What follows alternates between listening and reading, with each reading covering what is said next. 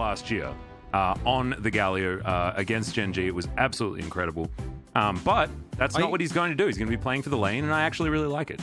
I also feel like this this kind of trap makes the Scion pick not worthless, but it's a lot weaker into the Gragas than it would have been. It nullifies the matchup completely, right? Exactly. Like, it's tank wet noodle fight situation. Exactly. So it's like, oh, it felt like a really nice counter pick to the Renekton, but now it's not as good anymore. But I think a lot of this is going to come down to execution here, Atlas. I mean, Arthur and Chovy are going to have to make some big plays.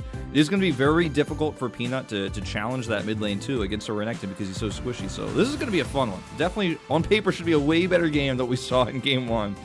I really also like the fact that this is Humble Life Esports thinking about their draft much more, critically as they went through it at the same time. So let's hope for no early game shenanigans. Peanut here is Bay. Not too many options as far as getting out of this pit is concerned as the train does come through. Morgan just sidesteps it though as we've got a bit of a 2v2 here on the bottom side. Kellen taking a lot of damage. The heal comes out from Deft as the flash does come through as Bay gets seismic shoved back. Great cask out from Morgan. Has Chovy no flash, remember, but he crab raves anyway. And the barrel's going to slow down Rich. The flash just a little bit too late, but still, he is going to make it to safety. However, first blood this time goes to Humble Life Esports. Really scary. But we got a fight on the bottom side. Kellen going to get taken down extraordinarily low. I love this. He flashes instantly. Arthur's there to capitalize so far in this game. As another steal on the blue buff is being attempted. Bowling ball going to miss.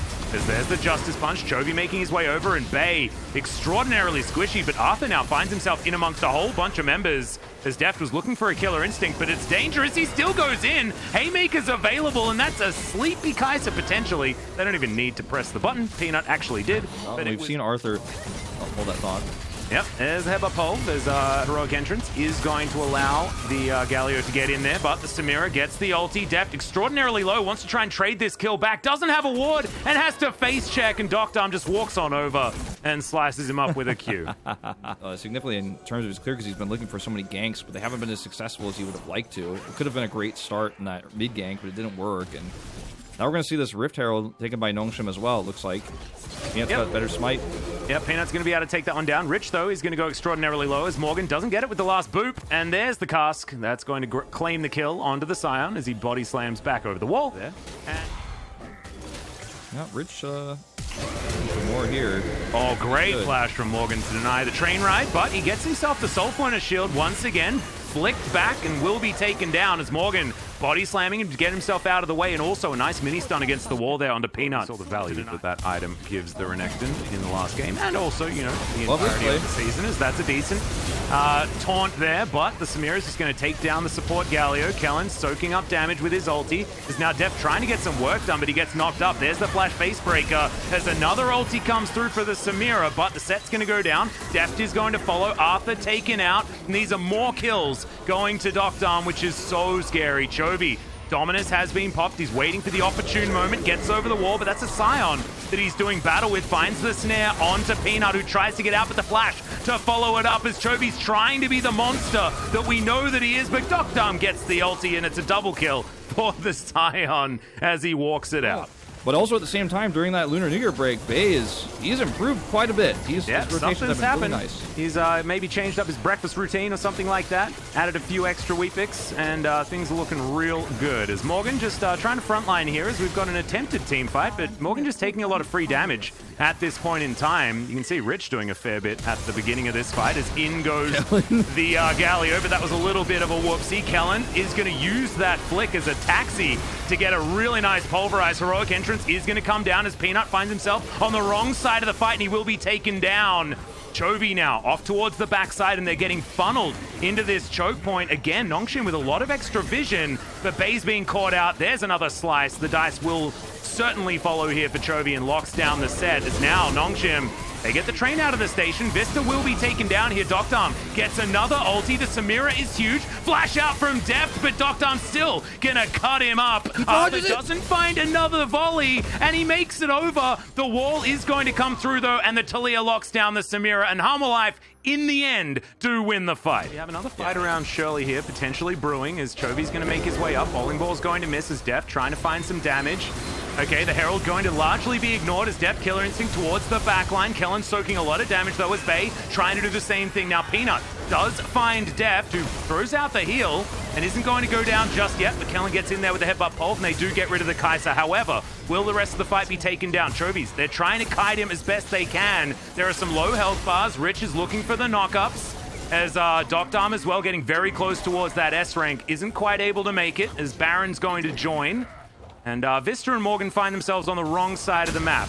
Bowling ball comes through as Vista's going to get popped back, and the Justice Punch is good. Even avoiding the Baron is Kellen, going to get taken down by the Baron. Vista with the God play, as now Chovy's looking for Peanut. Should be able to lock that one up, as now Morgan is going to turn up. Doctarm finds himself in amongst three. The body slam's great to interrupt the ult. Now, Rich, that is certainly a sad B, because it was looking so good for Nongshim until it absolutely wasn't. Yeah, it was looking really good for them. Like, they got the damage out of the fight. Arthur and Daft were the players who were dead. With what they can do as far as resources and snowballing is concerned. Yeah, there's a wall that comes down, trying to break this fight up just a little bit. Kellen and Peanut just wait out the wall, though, as Chovy comes through. Dominus has been popped. He's looking for a target. Bay's not his option for the stun, and in fact, everyone moves out of the way and just lets Rich die, while Chovy's just gatekeeping. And now Rich's zombie corpse is looking to try and get some damage onto Deft, but isn't able to do that. Collector, right? Because he has so much gold. I mean, he's huge, yeah. Yeah, he's even got his cloak online, too. Like, he's massive, so he can finish off targets that are even, you know, higher health than you normally would be when you're looking to ult at this stage in the game, because he is so far ahead. But getting those targets low is the hard part. Peanut's even going to commit his smite here. I don't know about this. Yeah, and the sleep, as the teleport's going to come down. Morgan's trying to make his way in here, as there's the headbutt pulse. Morgan wanting to try and peel for Chovy, who slices, dices, gets himself out. Now Vista does have his ulti available, will throw it down on top of the Gragas, who's surviving for a long time thanks to that shield. And now Deft, oh, he just gets turned on yet again. Killer Instinct flashes over the wall. He's going to survive for the moment, but yeah, Doctarm's just a little bit too strong. Presses the R button, takes down the Kai'Sa. And every time Deft gets involved, Nongshim just have magnets on him, man. Like, he just can't do anything this game. Yeah, Deft has really had a hard time to do it. He can push the issue because he has a shield bow. He's got Collector, and he just has so much more money than Deft does. So Deft can't peel in these fights with his damage. He can't push people back. He can't threaten kills with his Killer Instinct. He can't even Killer Instinct at all. Chovy. Yeah, he might just be dead as the exhaust comes down. Lilia is going to lock down that kill. And now the rest of Harmor Life are going to turn up. This is not a fight that they really want to take, as Deft once again getting closed in on. Great Cask for the disengage. I mean, look, we're going to 4 games at least, so 25% chance, right? Yeah, that's true. That's true. As Rich is continuing to take some damage, but now he's pretty happy to do so, as Vista and Arthur both going to go golden. And that's going to be the showstopper towards the backline. Arthur is just eradicated, as Chovy in amongst it, getting a lot of healing done as Deft gets over the wall with Killer Instinct. Kellen gets over to try and stop him here, as he is not going to be able to win that fight against the Kai'Sa, who does have a fair bit of money right now. But you can see Chovy and Morgan trying to do their best, as Deft just sneaking in some Acathian rain from over the wall, as Zombie Rich is trying to chase down Morgan, who walks lazily out of the way. And yeah, like you say, there's some really low health bars, but fighting right now is dicey, especially in a 2 versus 3. Yeah, this is super creep setting through. So a lot of time bought here for Nongshim. Like, this is working very well for them. Well, not anymore with that death there for Bay. But they bought a lot of time, and there's a lot of pressure in the base. They might potentially lose a that's what I'm saying. A Nexus turret, as this super creep is going to be taken down. There's another wave, so it is going to survive for the moment, but it is limping, one could say. Generally, 2 Nexus turrets is enough at full health to take down 1 wave of super creeps. As Peanut is going to be hunted down, and Deft finally getting some revenge as he takes a nap afterwards, but he deserves it. Finally being able to pick up a few kills. And this Baron power play is going to be big, as Rich is going to get pushed back. There's the flick. I like it a lot. The Scion just being thrown around like a ragdoll as Chovy in the front line, but Dominus is going to be there to keep him up. Deft grabbing one of the kills, but Zombie Scion is still there, trying to get some work done. Good face breaker there from Bay, but he's flicked back and destroyed by the Talia. Arthur seems to have got his eye in here at this stage of the game, and unfortunately for Nongshim, they're just sort of throwing themselves on a Alistair, by the way. They are realizing that they want to get some of these grievous wounds, as Bay's getting chunked down. Into the backline goes Chovy, and immediately goes golden as well. The set dealt with. Fantastic cast just to cause some chaos. His Doctarm, it's Deft that's looking for him, but the Blade Well is fantastic. Deft going to turn his attention to the cow as the ulti not going to get too much value. Morgan flashes in with a body slam, and the Kai'Sa locks down the Samira. That should be light lights out here for Nongshim, as of course Doctor Arm is almost all of their damage. Chovy's dealing with Peanut towards the backside. Bambi, no hope against the Crocodile. And Rich versus Morgan, this is just an extension of that wet noodle fight, as Morgan's just running around taking a drink, and that was really exciting until it wasn't. Meanwhile, the base is just going to be obliterated. Yep, that's going to be the end of this one. We're going to a game 3 here, Atlas, and it was fun while it lasted, I have to say, but Nongshim was a few bad... I am too. Let's have a look at this post-match graph, as Peanut once again just doing ludicrous amounts of damage. But look at Def being able to turn it around, grabbing 30k for the Harma Life esports squad. And definitely need to give him some kudos. Definitely a lot more damage being done by Arthur this time around as well. Actually feel like the Talia nerf was perfect, right? Just cut down her early clear speed, but still keep her as, you know, the champion that she is, who's able to contribute so well. Yeah, I think it was actually very clever. Her identity stays the same, for sure. I like it the same way I like the Pantheon nerf. You know, it makes him still exactly the same champion as it was before, except that he can't jungle, right? So yeah, it limits his ability to roam from the jungle with his ultimate.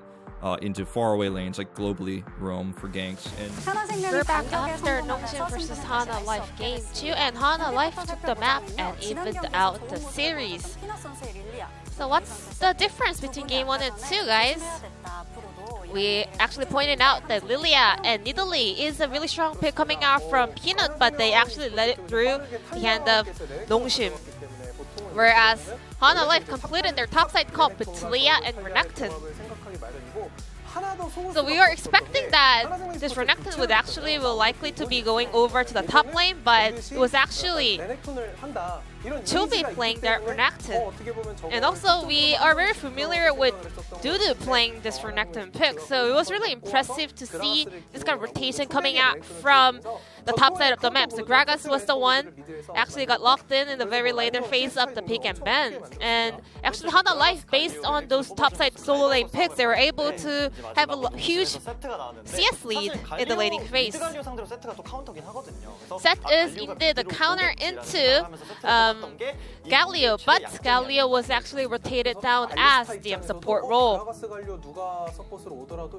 Alistar also could kind of counter Gragas' pick coming down from support as well, but it was really smart the way Hana Life, they kind of flexed all those picks in different roles in this game.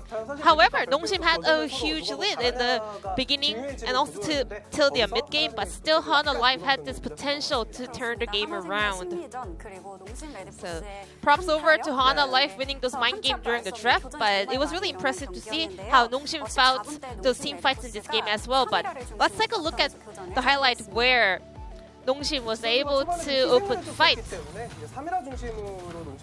So let's take a look how this fight got unfold. So Tokdang opened the fight really well with that S rank, and then it was really surprising to see that, because actually Hana Life didn't have their vision in that rush. They didn't know that Rich also took that TP in that tri-rush. So they were a little bit flustered to see that Cyan coming out from nowhere. And also they couldn't focus fire because of the lack of the vision. So that was something pretty much unexpected for side of Hana Life Esports. Because of the control ward, Nongshim was able to have an edge over Hana Life Esports in that one fight. So we wanted to point out the importance of having that vision in the brush when you are opening fights. And let's take a look at the final game-ending team fight. At this point of the game, Samira is actually the only damage output for the side of Nongshim Red Force. However, Renekton was also zoning out Samira by himself, so Samira couldn't actually do much work done here, which means Nongshim didn't have any DPS on the side on the front line. So it was really smart play coming out from Hana Life Esports, zoning out the only damage output of the late game on the side of Nongshim Red Force. Zed definitely cannot put a lot of damage, especially in the later phase of the game. So props over to Hana Life opening the fight and having this agenda to take the better spot for team fights. And we also want to take a look at one stat over here. Hana Life never had a game longer than 35 minutes, so we can really tell we had a lot of fights coming out, and POG will go over to Morgan on that Gragas pick.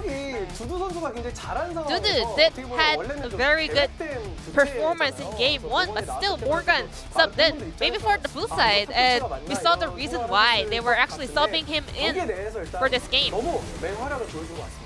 Morgan was doing a lot of work in this game especially, and Gragas is too OP currently because he is a tank champion, but still his damage output is so huge. And also, once again, you know, we expected a lot of players to do Morgan to play Renekton on the top side of the map, but still, we once again was able to realize that Chobi is an excellent Renekton player as well. Well, Hana Life did drop a lot of games with Morgan on the top lane, but I guess we saw another friend for Morgan to pick on the top lane. Too bad for Samira, even though he was super fat, he was not able to do any work done because of that Gragas presence. And 8 out of 9 votes going over to Morgan for this POG vote. Hana Life has a very bipolar win rate for both sides. 9-2 on the blue side, however, 3-9 on the red side. So they will be playing on the blue side for game 3. So let's check out how the game will unfold.